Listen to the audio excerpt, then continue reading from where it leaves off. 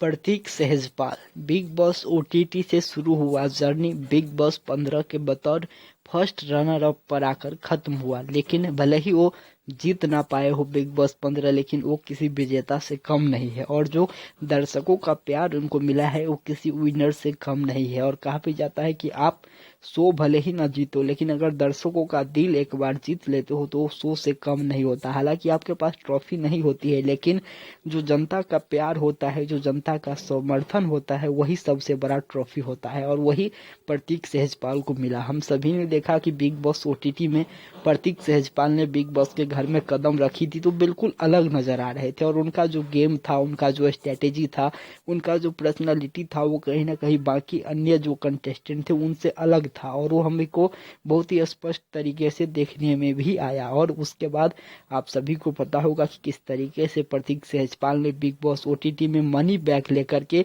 सीधे सीधे कॉन्ट्रैक्ट हासिल कर लिया बिग बॉस 15 का और वो बन गए बिग बॉस 15 में आने वाले पहले कंटेस्टेंट। और उसके बाद जब वो बिग बॉस 15 के घर में आए तो एक बार फिर से हम सभी ने देखा कि किस तरीके से जो उनका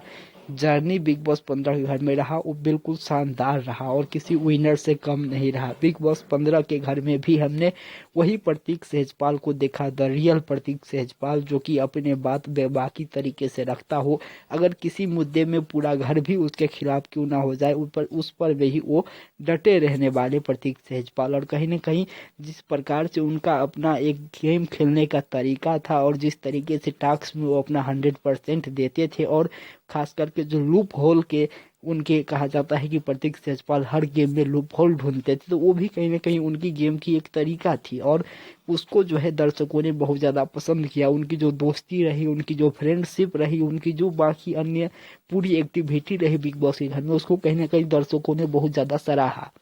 और कहीं ना कहीं प्रतीक सहजपाल जैसे पर्सनालिटी की अगर हम बात करें तो परफेक्ट बिग बॉस के लिए बना हुआ कह सकते हैं, मेड फॉर बिग बॉस। और जिस प्रकार से उनकी पूरी जर्नी रही उसकी अगर हम देखेंगे तो आप लोग उनके साथ कनेक्ट कर पाएंगे, अपना जैसा महसूस कर पाएंगे और बिल्कुल एक आम इंसान बिलो द बेल्ट कह सकते हैं, जो किसी से बिलो द बेल्ट जाकर के बात नहीं करता हो, जो किसी को गालियां नहीं देता हो, जो किसी से कह सकते हैं हम कि ऊंची आवाज में वो जरूर बात करता था लेकिन कोई भी गलत शब्दों का इस्तेमाल वो नहीं करता था। तो इस प्रकार के वो खिलाड़ी थे। हमेशा किसी के साथ लड़ाई हो तो वो जोर जोर से चिल्ला करके जरूर बोलता है, लेकिन किसी को वो कोई गलत शब्द नहीं कहता है या फिर किसी को पर्सनल होकर के कोई चीजें नहीं कहता था। इस प्रकार के खिलाड़ी थे प्रतीक सहजपाल बिग बॉस 15 के घर में और हमने उनको इसी तरीके से गेम खेलते हुए कई और शोज में भी देखा है। तो कहीं ना कहीं जिस प्रतीक सहजपाल को हमने बिग बॉस में देखा वही रियल प्रतीक सहजपाल है, इसमें कोई दो राय नहीं है। और इसीलिए जो दर्शकों का कनेक्ट था, जो दर्शकों की जुड़ाव था, वो प्रतीक सहजपाल के साथ हो पाया और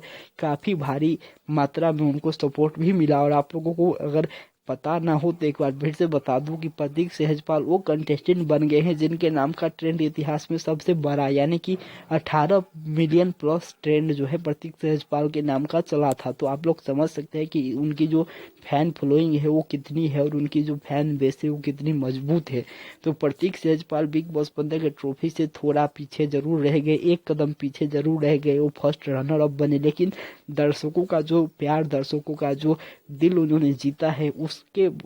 बतौर हम कह सकते हैं कि वो किसी विनर से कम नहीं है। आप लोग प्रतीक सहजपाल को किस तरीके से देखते हो और उनकी जो जर्नी रही है बिग बॉस 15 के घर में उसको आप लोग किस तरीके से देखते हो, कमेंट करके जरूर बताइएगा। फिर मिलेंगे, तब तक चैनल को जरूर सब्सक्राइब कर दे, बेल आइकन को जरूर प्रेस कर दे और वीडियो को ज्यादा से ज्यादा लाइक और शेयर जरूर करें। नमस्कार, धन्यवाद।